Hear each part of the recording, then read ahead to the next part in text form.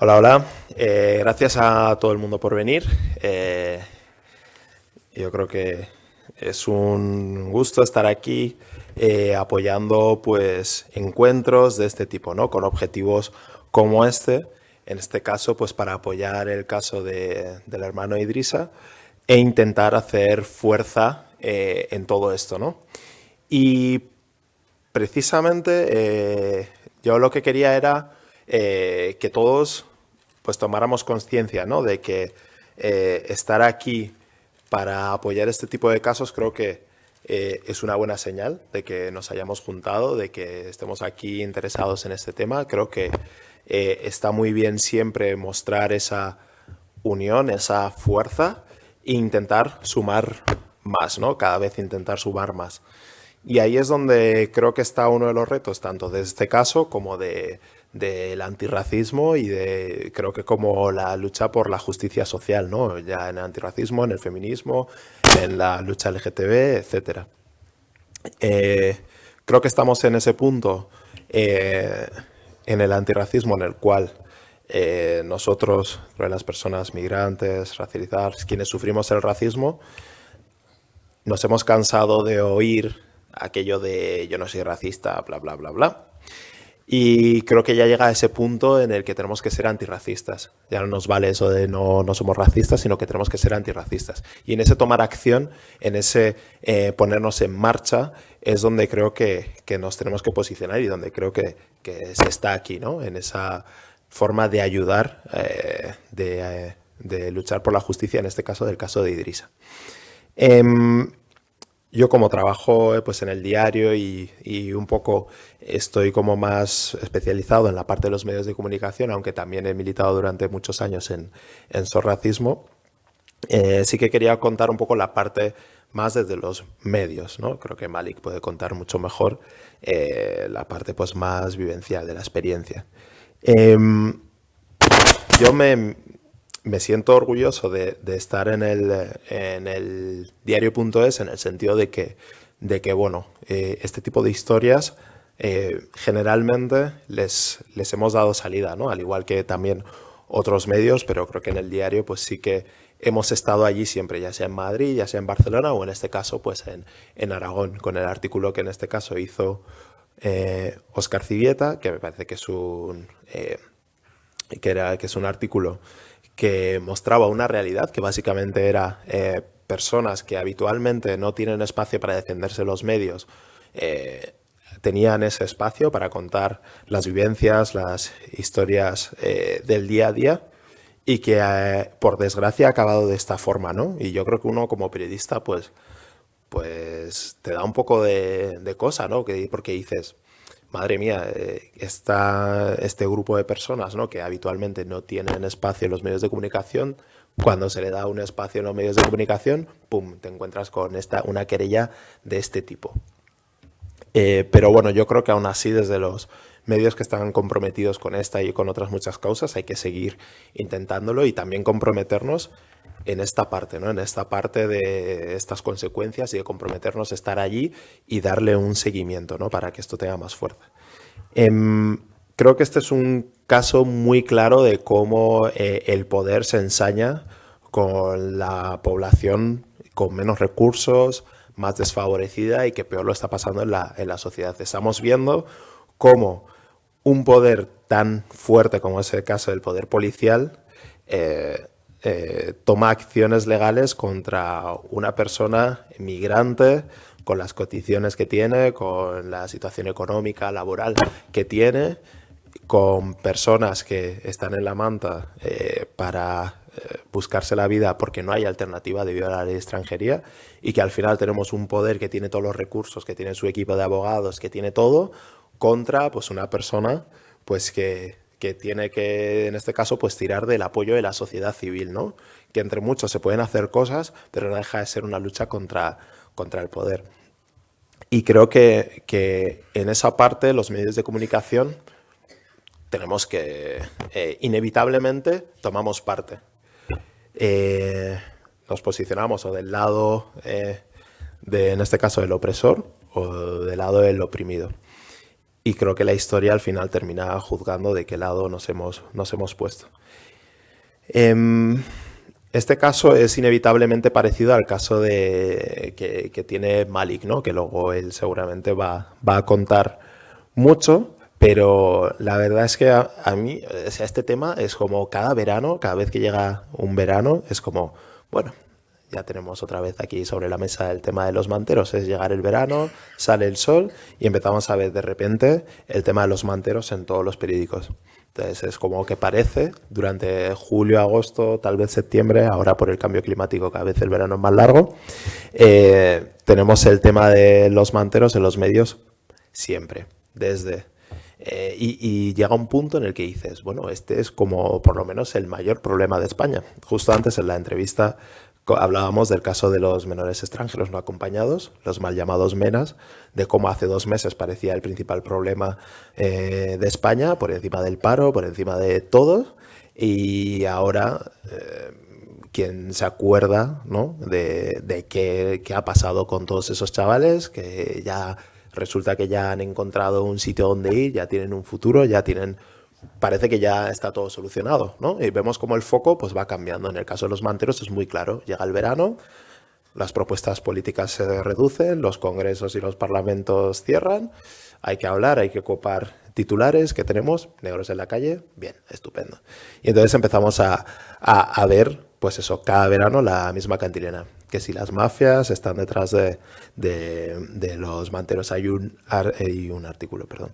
Hay un informe que encargó el Ayuntamiento de Barcelona hace unos años que hablaba claramente, primero, era muy interesante porque cuantificaba el número de manteros en la ciudad de Barcelona, que creo que no superaban los 400, y por otro lado, hablaba muy claramente de que el tema de las mafias no existía. Es algo que constantemente desde el colectivo de manteros lo han ido contando, hay informes que hablan de eso, pero aún así cada verano nos encontramos con este argumento.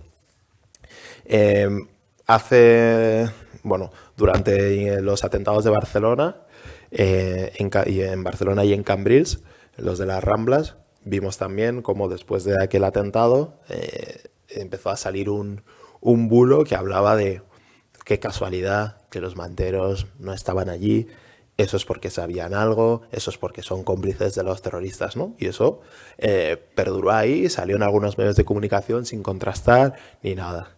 El año pasado pues vimos una noticia que hablaba de una investigación, era en un medio catalán, hablaba de una investigación por la cual se decía que los manteros pertenecían a una secta que no sé qué, bueno, una sarta de mentiras por todos lados, pero se terminó publicando. Y, y así cada verano, ¿no? Y bueno, y por supuesto el tema del espacio público, cómo se relaciona con el espacio público, es como, bueno, es que no tenemos sitio en las aceras. Este tema últimamente lo estamos viendo como de otra forma, ¿no? Desde la parte de la contaminación, los coches, el espacio de las aceras, se está repensando en esto, ¿no? Pero hasta hace 2 días la única manera en la que se repensaba era cuando aparecían manteros y se repensaba desde la forma de, bueno, pues hay que echar a los manteros y ya está, sin cuestionar el tamaño de las aceras que tenemos, sin cuestionar el espacio que se comen los distintos comercios, los bares, etcétera, de la acera y el poco paso que dejan, etcétera. A raíz de todo esto creo que hay una conclusión que es bastante evidente y es que se acaba percibiendo esta situación como algo muy sobredimensionado. Si al final, por un lado, tenemos que cada verano este problema parece que es el principal problema del país, el resto del año, durante los meses que no son verano, lo que vemos es que no aparece nada, prácticamente, salvo algún artículo reportajeado de alguien que se acuerda o alguna persona comprometida que dice, bueno, voy a darle seguimiento a este tema. Y tercero, luego, pues con todas las informaciones relacionadas con inmigración y todo, al final lo que nos encontramos es que es un problema absolutamente sobredimensionado. Yo recuerdo unas declaraciones que hizo un tipo que era de una, creo, no sé si era de una asociación empresarial o así, dio en la radio una cifra dio una cifra de cuánto suponían los manteros para cuántas pérdidas provocaban los manteros para los empresarios de Madrid. Y era como una millonada, que era algo así como que básicamente el cálculo era por el número de manteros y el número de millones, no sé si tocaba como a 1,5 millones de euros las pérdidas que provocaba cada mantero, ¿no? Que es como esas cifras, esas cosas no pasan un fact check, pero vamos, ni de mi hermano de 10 años, pero ahí estaban, ¿no? Publicadas. Luego había, ¿cuál era el otro caso? Es que este no lo tenía apuntado.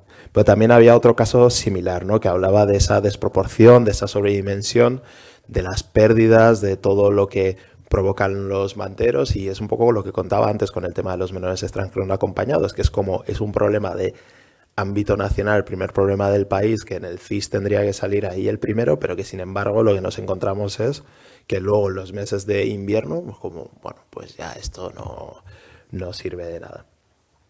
En base a esto, creo que hay una parte de los medios que creo que aplica ya en general, haciendo una visión general, la población migrante, que incluyó evidentemente a los manteros, aparecemos siempre de 3 maneras distintas en los medios de comunicación. No puedo tocar el micro. La primera es como víctimas. Yendo concretamente al caso de la gente negra, que aparecemos en los medios de comunicación, pues es siempre como víctima, ya sea como gente que muere en el Mediterráneo o en la frontera sur, ya sea como personas que están sufriendo multitud de enfermedades, personas que sufren hambre, etcétera. Como todas las desgracias las tenemos, ¿no? Y un poco tú te miras los medios y es lo que aparece. Por otro lado, aparecemos como verdugos. En este caso, pues como las personas que lo hacen todo mal, las personas que provocan desorden público, que trastornamos la convivencia, y así con un montón de ejemplos que todos conocemos. Y luego, por otro lado, tenemos el caso pues de las excepciones, ¿no? Que esto es como un poco más reciente, y de hecho esto, como que lo anterior lo vemos como de forma muy marcada en los medios tradicionales, en los medios como de siempre, ¿no? Los que nos vienen primero a la cabeza, ¿no? Cuando pensamos en medios que difunden cuestiones racistas. Pero esta última como que la vemos últimamente más, incluso en los medios más progresistas, ¿no? El tema de la excepción, pues en este caso la persona negra, la persona migrante como excepción, el primer inmigrante que hizo tal. Yo personalmente ya recuerdo cuando vivía en Huesca, claro, yo no conocía como a la gente negra de Huesca.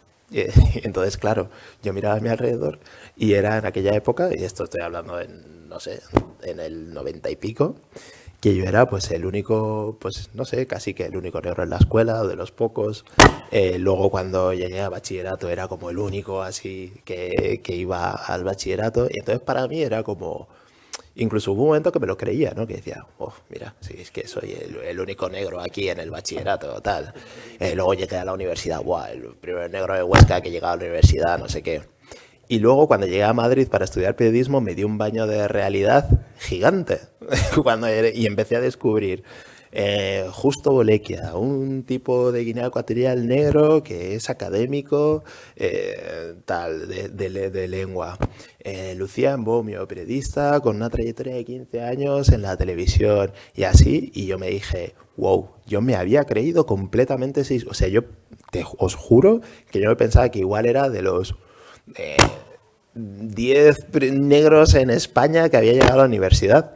Y claro, cuando llegué a Madrid y empecé a conocer a toda esta gente, dije, wow, o sea, ¿en qué burbuja he estado viviendo? Y yo creo que eso es como muy sintomático, ¿no? Esa narrativa, ¿no? De la excepción y tal. Igual nos tenemos que plantear si hemos sido realmente los primeros. Igual tenemos que mirar un poco más la historia, o igual nos tenemos que preguntar por qué hasta ahora estas historias no han aparecido en los medios de comunicación. Porque igual muchas otras personas, pues en este caso llegaron a la universidad, lograron cosas, pero no se les dio visibilidad en los medios de comunicación, pues porque pues son negros, son inmigrantes, estos no computan.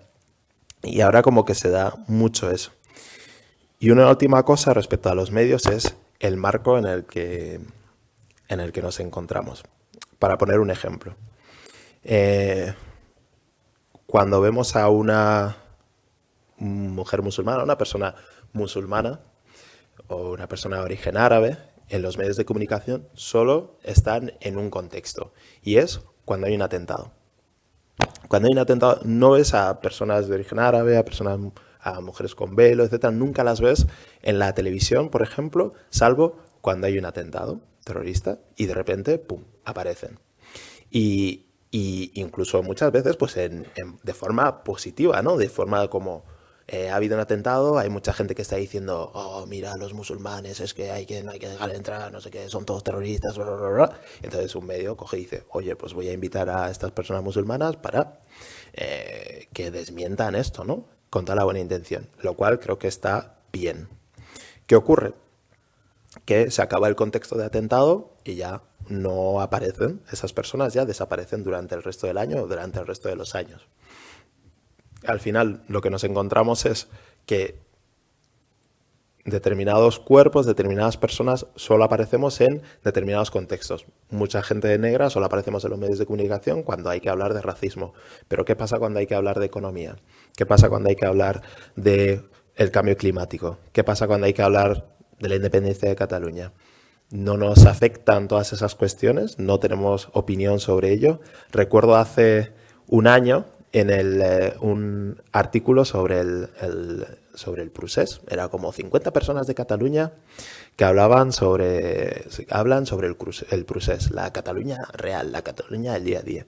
Y yo dije, ah, qué interesante. Entro al artículo, 50 personas, ninguna persona migrante, ninguna persona racializada. En la comunidad autónoma con mayor proporción de población inmigrante. Digo, ¿qué pasa? ¿La gente migrante no quiere hablar de este tema? ¿No saben, no contestan? O sea, ni siquiera se plantea como personas a las que le pueda interesar, ¿no? Igual querrán saber, no lo sé. Igual querrán saber si en la República hay ley de extranjería o no. Es como, si no hay ley de extranjería, pues allá que vamos. Pero si hay ley de extranjería, pues es como, pues mira, me da igual estar en España y Cataluña porque voy a sufrir la ley de extranjería igual. Como ese tipo de cuestiones, ese tipo de miradas. En ese caso, pues es otra vez ese marco, ¿no? Ese marco en el cual solo aparecemos en determinados casos.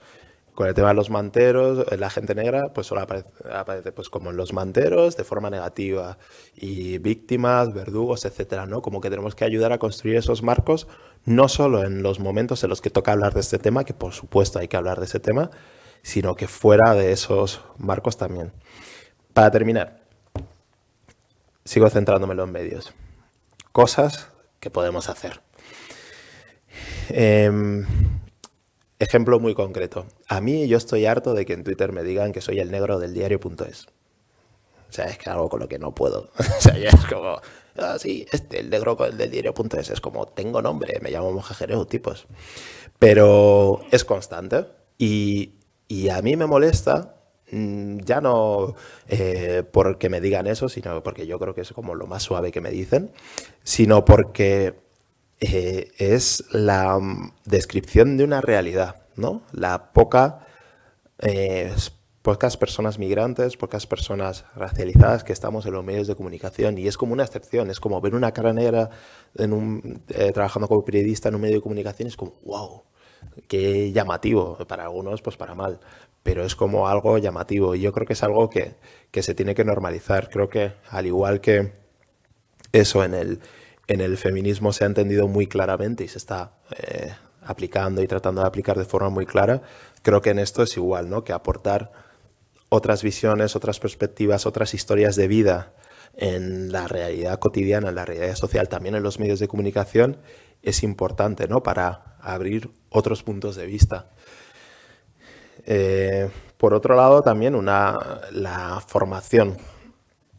Creo que no basta solo con dar noticias que tengan que ver pues sobre casos de racismo, que afecten a personas migrantes, sino que hay que tener como esa formación básica para entender la realidad y para poder contarla de una forma adecuada, ¿no? Si al final lo que nos encontramos es que gente que que no cubre nunca temas que van relacionados con personas migrantes y que te tocan temas relacionados con el racismo una vez al año, pues hombre, tiene pinta de que es probable que tengan como algunas lagunas si no hay una formación clara sobre estos temas, ¿no? Y al final pasa lo que pasa cuando veo noticias sobre los manderos, tal, que al final muchas veces es como, me ha tocado escribir sobre manderos, no tengo ni idea, voy a coger este primer dato que he encontrado en Google, voy a tal, no sé qué, y a correr. Y pasa lo que pasa, ¿no? Que se perpetúan una serie de noticias, una serie de ideas, una serie de estereotipos, de prejuicios que se mantienen y se sostienen. Sin una formación en los medios de comunicación no avanzamos. Y además creo que los medios de comunicación somos especialmente como de no aceptar lecciones, ¿no? De, bueno, ¿qué me vas a contar a mí si yo soy periodista? Es como, no, precisamente como periodistas, como personas que tenemos que estar escuchando a la sociedad y contando la realidad social, tenemos que estar como más cerca, ¿no? Pero es que hay mucha gente que es como... De hecho, esta semana pasada, hablando sobre el término racializado, tal, que hice un artículo explicando como con muchos ejemplos qué significaba esto, había compañeros periodistas que se quedaban como en su idea de lo que significaba esa palabra y era como, me da igual, no quiero leer esto, no quiero saber nada, yo creo que es así y creo que este término está mal.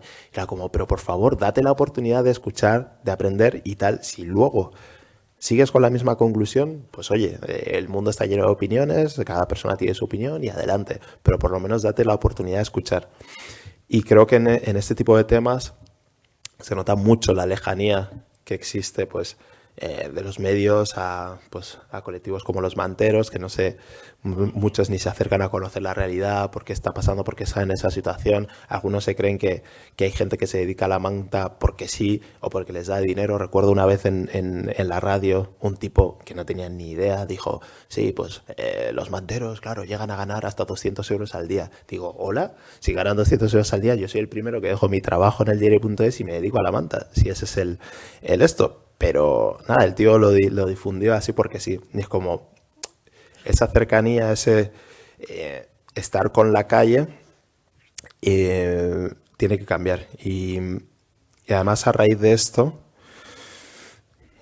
constantemente los medios creo que siempre se han jactado de estar muy cerca del poder, ¿no? De, sí, he comido con tal político, he comido con tal empresario, he comido con tal, me he juntado con este, soy amigo de tal, lo cual está bien, pero no es suficiente, ¿no? Porque ya sesga tu realidad, sesga tu visión, sesga tu tal. La gente con poder pues tiene acceso pues a llevarte a X sitios, a demostrarte unas realidades y desde el otro lado es más difícil, ¿no? Se ve mucho en los medios más pequeños, más comprometidos, más que más están en la calle, pero en los grandes medios eso es un gran problema, ¿no?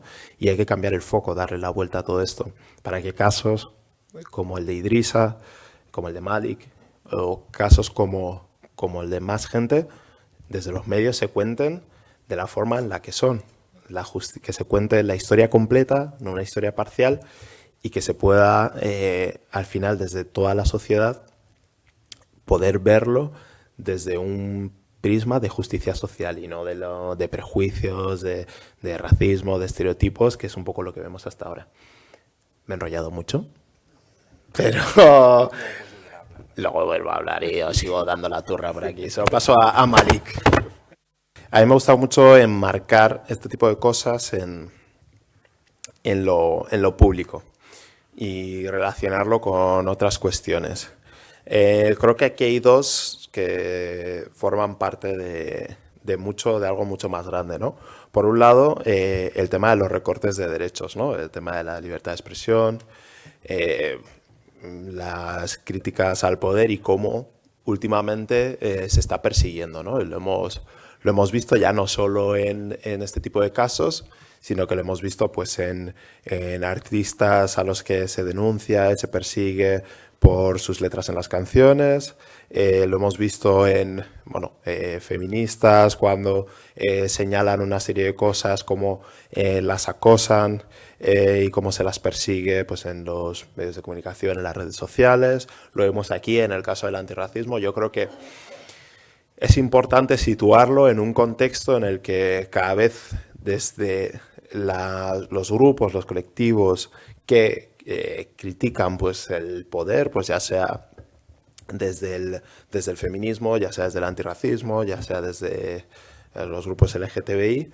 como hay pues un recorte de muchos derechos que entendemos que son fundamentales, ¿no? Y que creo que en este caso se puede ver y que forma parte de algo mucho más general. Y luego, por otro lado, creo que a la hora de defender las políticas públicas, defender lo público y luchar por ampliar lo público que tenemos, desde la sanidad a la educación, creo que la perspectiva antirracista se tiene que incluir desde un principio. Y yo creo que podemos hablar de esto desde la parte de la policía, que no dejan de ser un servicio público al que le tenemos que exigir que no sea un servicio público que vaya en contra de una parte importante de la población y que actúe de esta manera contra una parte de la población, en este caso contra la gente migrante y racializada.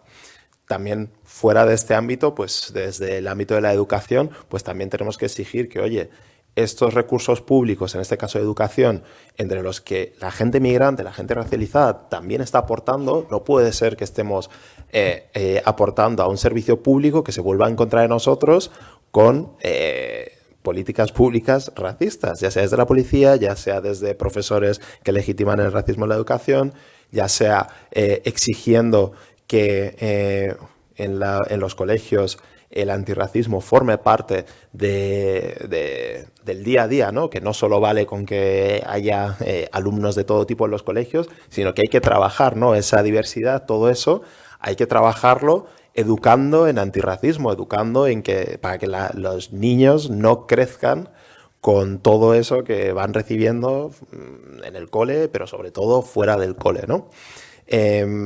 Exigir que en la sanidad, a la hora en el cual defendemos lo público en la sanidad, exigir también una perspectiva antirracista en la cual pues no haya leyes como la que hizo Mariano Rajoy, en la cual se excluía a los inmigrantes que no tenían papeles, ¿no? Exigir pues también no solo una defensa de lo público, de mantener y ampliar todo eso, sino de decir, oye, pero la perspectiva antirracista también tiene que estar en la política también, ¿no? ¿Cómo puede ser que de tantos servidores públicos que haya desde la política, haya tan pocos de origen migrante racializado cuando la población migrante es un 14% de esta población, ¿no? Pues en eso también nos tenemos que poner las pilas. Entonces creo que es importante en la parte esta de defender lo público, en la que creo que tenemos que ponemos y tenemos que poner tanto foco, incluir una perspectiva antirracista, ¿no? Y a la hora, pues por ejemplo, de hablar de esto, pues de la policía, etcétera, pues también incluye oye, es que es un servicio público que para mucha gente que está contribuyendo a que ese servicio público se mantenga y que esté aquí presente, se nos vuelve en contra en forma de racismo, en forma de persecución, en forma de tal.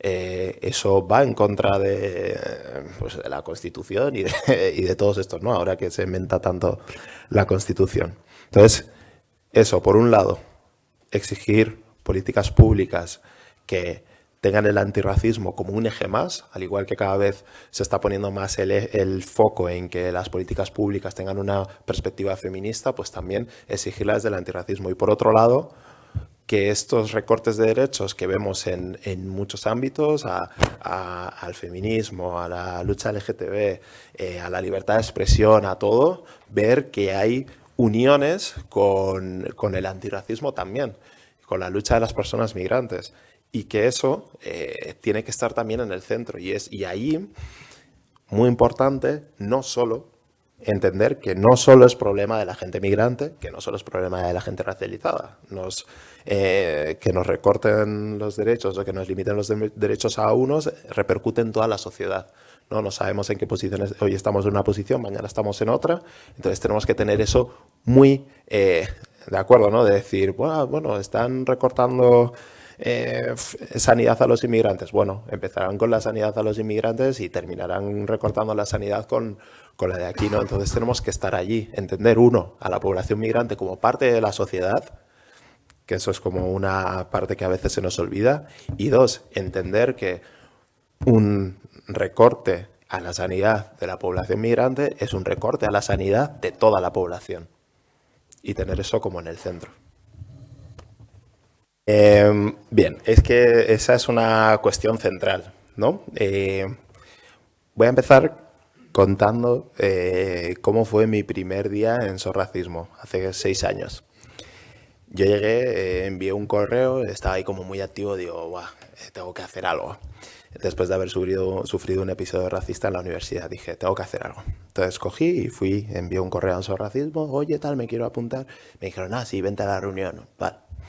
Y llegué a la reunión y nada, pues llegó al sitio, pues había, no sé, 15, 18 personas y yo era la única persona negra. Y dije, bueno, tal.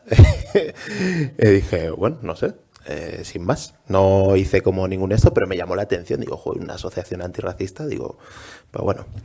Hasta que luego ya como que pregunté y dije, oye, ¿por qué no viene gente negra? Tal, no, no están interesados, tal. Y digo, un momento, vamos a ver.